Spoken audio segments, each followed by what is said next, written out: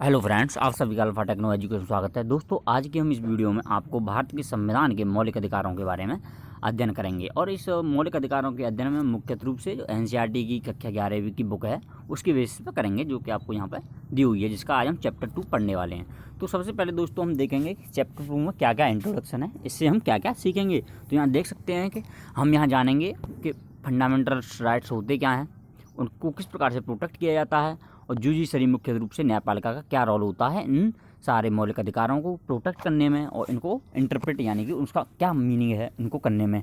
और विभिन्न प्रकार की जो डायरेक्टिव प्रिंसिपल ऑफ स्टेट्स हैं, यानी कि राज्य के नीति निर्देशक सिद्धांत हैं, और जो मौलिक अधिकार हैं उनमें क्या अंतर होता है। तो यहाँ पे दोस्तों हम शुरू करेंगे। सबसे पहले यहाँ पे हम देखेंगे कि इंटरेस्टिंग स्टोरी से कि किस प्रकार से मौलिक अधिकारों का हनन होता है, फिर हम जानेंगे कि मौलिक अधिकार होते क्या हैं। तो यहाँ पे देखिए एक स्टोरी आपको दी हुई है। यहाँ ये मचर लालू थे, जिनकी उम्र 23 साल थी। उनको एक ग्रीवियस इंजरी के केस में अरेस्ट कर लिया गया था, जो कि उनकी उम्र 23 साल थी, लेकिन वो बाद में पाया गया था कि वो मेंटली अनस्टेबल हैं बहुत ज़्यादा।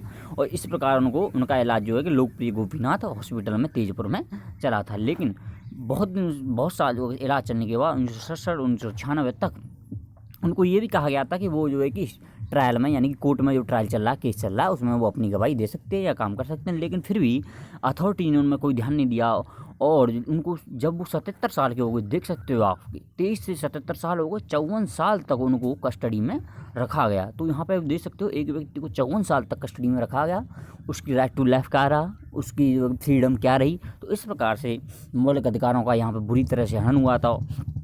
और जो मानवाधिकार आयोग है, जिसको हम ह्यूमन राइट कमीशन भी कहते हैं, उसके ही सिर्फ हस्तक्षेप के बाद उस व्यक्ति को रिहाई मिली थी। तो इस प्रकार से विभिन्न प्रकार का जो है कि हनन हो जाता है। तो चलो देखते हैं कि अब हम देखते हैं क्या होते हैं फंडामेंटल राइट्स, उनको किस प्रकार से प्रोटेक्ट किया जाता है। चलो देखिए दोस्तों, सबसे पहले जो कॉन्स्टिट्यूशन में, जो भारत के कॉन्स्टिट्यूशन में जो पार्ट 3 है, उसमें मौलिक अधिकारों के बारे में विस्तृत रूप से दिया गया है।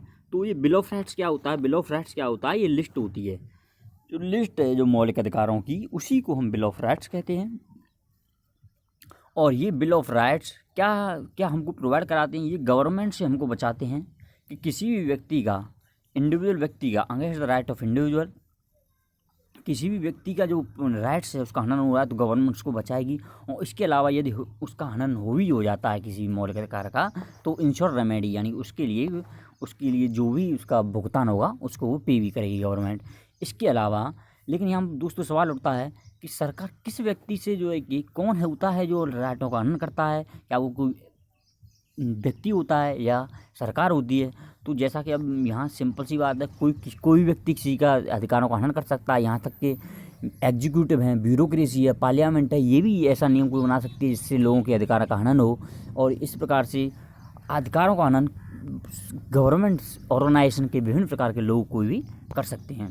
तो यहाँ पे इससे आगे हम देखते हैं कि फंडामेंटल राइट्स होते क्या हैं। तो फंडामेंटल राइट्स की बात करें, मौलिक सिद्धांतों की बात करें, तो सबसे पहले 1928 में मोतीलाल नेहरू की कमेटी ने जो बिल डिमांड किया था, वो 1928 में ही हमने मौलिक अधिकारों के बारे में मांग कर ली थी। उसके अलावा ये वो राइट्स होते हैं जो स्पेशली प्रोटेक्ट किए जाते हैं, इसलिए इनको हम फंडामेंटल राइट्स कहते हैं। जैसा कि हम फंडामेंटल या मौलिक शब्द से ही समझ सकते हैं, ये राइट्स इतने इम्पोर्टेंट हैं कि इन्होंने कॉन्स्टिट्यूशन ने इनको पार्ट 3 में स्पेशली लिस्टेड किया गया है, और उनके लिए स्पेशल प्रोविज़न भी बताए गए हैं उनकी प्रोटेक्शन के लिए, किस प्रकार से उनको बताया जाएगा। और इसके अलावा ये भी देख सकते हो जो ऑर्डिनरी लीगल राइट्स होते हैं उनको प्रोटेक्ट किया जाता है सिंपल लॉ के द्वारा, लेकिन फंडामेंटल राइट्स को, मौलिक अधिकारों को प्रोटेक्ट किया जाता है, ये गारंटी दी गई है कॉन्स्टिट्यूशन के द्वारा। इसके अलावा जो ऑर्डिनरी राइट्स होते हैं उनको बड़ी आसानी से बदला जा सकता है, लेकिन जो फंडामेंटल राइट्स के अमेंडमेंट के लिए कॉन्स्टिट्यूशन बहुत ज़्यादा जो पार्लियामेंट में मेजॉरिटी की आवश्यकता होती है। चलो दोस्तों, ये आपके फंडामेंटल राइट्स हो गए। क्या होती हैं फंडामेंटल राइट्स, क्या इनमें अंतर होता है, तो यहाँ पे आप देख सकते हो इसमें जो फंडामेंटल राइट्स हैं, देखिए राइट ऑफ इक्वलिटी है, राइट अगेंस्ट एक्सप्लॉयटेशन है, राइट टू फ्रीडम है, right to freedom of religion है, कल्चरल एजुकेशनल राइट्स हैं, राइट टू कॉन्स्टिट्यूशनल रेमेडी। तो दोस्तों सबसे जो इम्पोर्टेंट है इसमें right to equality and right to freedom है, जो कि डेमोक्रेसी के मूलभूत माने जाते हैं। डेमोक्रेसी के मूलभूत इन दो राइट्स हैं, इनके बिना डेमोक्रेसी नहीं चल सकती है। तो चलो देखते हैं इनके बारे में, हम धीरे धीरे से पढ़ेंगे। तो देखो राइट टू इक्वलिटी में मैं आपको बताने दे रहा हूँ कि जो इक्वलिटी ऑफ अपॉर्चुनिटी है, ये बहुत ज़्यादा डिस्कस करने वाला टॉपिक रहता है। तो इक्वलिटी ऑफ अपॉर्चुनिटीज़ का क्या मतलब है कि जो सारे सेक्शन हैं सोसाइटी के उनको इक्वल अपॉर्चुनिटी मिलनी चाहिए, उनको इक्वल अवसर मिलने चाहिए। लेकिन यहाँ पर क्या सवाल उठता है, जिस सोसाइटी में जो डिफरेंट प्रकार के सोशल इनक्वलिटी पहले से ही एग्जिस्ट करती हैं तो हम कैसे बात कर सकते हैं इक्वल अपॉर्चुनिटी की। तो इस प्रकार से कॉन्स्टिट्यूशन ने यहाँ क्लियर डिफाइन किया था कि जो गवर्नमेंट के द्वारा विभिन्न स्पेशल स्कीम लॉन्च की जा सकती हैं, स्पेशल प्रावधान किए जा सकते हैं, मीजर्स ली जा सकती हैं। सर्टेन सेक्शन ऑफ सोसाइटी जैसे वुमेन हैं या दलित हैं या कोई रिलीजियस माइनॉरिटी है, उसके लिए कोई भी स्पेशल प्रोविज़न सरकार उनकी स्थिति को सुधारने के लिए ला सकती है। तो इस प्रकार से इक्वल अपॉर्चुनिटी को ध्यान में रखते हुए और जो आर्टिकल है आप देख सकते हो किस प्रकार से लोगों को रिजर्वेशन दिया गया था, ये इसी का बेसिस था इक्वलिटी ऑफ अपॉर्चुनिटी का। और यहाँ देख सकते हो ये राइट टू इक्वलिटी के अंदर ही आता है। और जो 16.4 है ये क्लियर इसमें दिया हुआ है कि nothing in this article shall prevent the state, यानी कि जो राइट टू इक्वलिटी आर्टिकल सरकार को रोक नहीं सकता है कोई भी ऐसा प्रोविज़न करने में, अपॉइंटमेंट में या किसी भी पोस्ट पर निर्धारित करने में या कोई रिजर्वेशन देने में किसी भी बैकवर्ड क्लास को, यदि सरकार को ये लगता है कि वो वहाँ की सरकार की सर्विस में अच्छी तरीके से उनका रिप्रेजेंटेशन नहीं है। तो आर्टिकल 1660.4 है, ये बहुत इंपॉर्टेंट है राइट टू इक्वलिटी को। तो रिजर्वेशन को हम ये नहीं कह सकते कि ये राइट टू इक्वलिटी का वॉयलेशन है, क्योंकि कॉन्स्टिट्यूशन में इसके लिए अलग से सिंपली प्रोविजन दिया गया 16.4। तो आप इसको ध्यान रखिएगा, ये बहुत इंपॉर्टेंट माना जाता है। इसके अलावा अब हम ये देखेंगे राइट टू फ्रीडम क्या होता है। यहाँ पे देखिए लिबर्टी और फ्रीडम में आपको थोड़ा सा ध्यान रखना होता है कि लिबर्टी और फ्रीडम में क्या अंतर होता है। तो लिबर्टी का मीन होता है freedom of thought, expression and action. इसके अलावा क्या इसका मतलब है कोई भी थॉट एक्सप्रेस करता है, कोई भी एक्सप्रेस करता है? नहीं, ऐसा नहीं है। फ्रीडम इस प्रकार से डिफाइन की गई है कि every person will enjoy the her freedom, लेकिन बशर्त क्या है, विदाउट थ्रीटनिंग फ्रीडम ऑफ अदर्स, यानी कि किसी दूसरे की स्वतंत्रता का उसको हनन नहीं करना चाहिए और ऐसी स्पीच या एक्शन नहीं ले सकता जिससे वो लॉ या ऑर्डर को। राइट टू फ्रीडम में सबसे इंपॉर्टेंट आर्टिकल है वो आर्टिकल 21 है। जो राइट टू फ्रीडम है इसमें ये दिया गया है, इसमें क्या करना है, सरकार को किसी व्यक्ति को अपनी लाइफ जीने की फ्रीडम है, स्वतंत्रता है, उसको पर्सनल लिबर्टी है।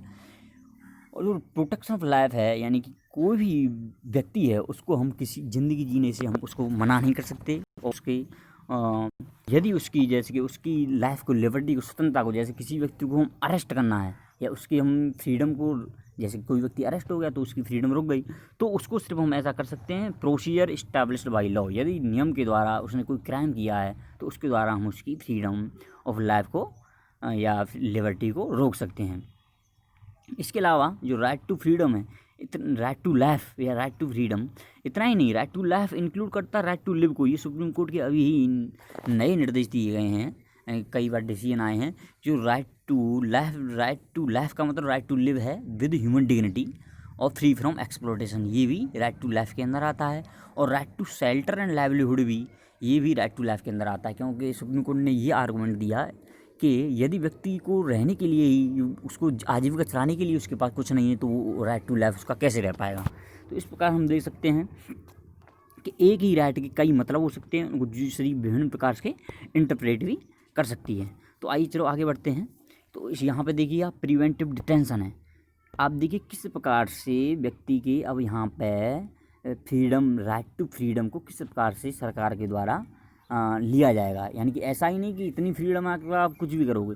देखो यहाँ ये प्रिवेंटिव डिटेंशन है, इसका क्या मतलब होता है, यदि गवर्नमेंट को फील्स होता है कि कोई भी व्यक्ति that a person can be a threat to law and order, कि वो व्यक्ति लॉ एंड ऑर्डर के लिए थ्रेट हो सकता है या पीस के लिए थ्रेट है, यानी कि वो एक थ्रेट है, या security two of the nation, या देश की सुरक्षा के लिए भी वो थ्रेट है, तो वो इस व्यक्ति को डिटेन कर सकती है, अरेस्ट कर सकती है विदाउट फॉलोइंग द प्रोसीजर, और यानी कि लॉ के बिना किसी प्रोसीजर के, यानी कि कोई भी वारंट दिए, बल्कि उस पर कोई भी उसने ऐसा अभी क्राइम भी नहीं हुआ है, कोई प्रोसीजर नहीं, लेकिन उस व्यक्ति को वो ये शक के बेसिस पे ही उस व्यक्ति को डिटेंशन में डाल सकती है। तो और इसको उस प्रिवेंटिव डिटेंशन को सिर्फ 3 मंथ के लिए एक्सटेंड किया जा सकता है। 3 मंथ बाद फिर वो एडवाइजरी बोर्ड के सामने लाया जाता है रिव्यू के लिए ये।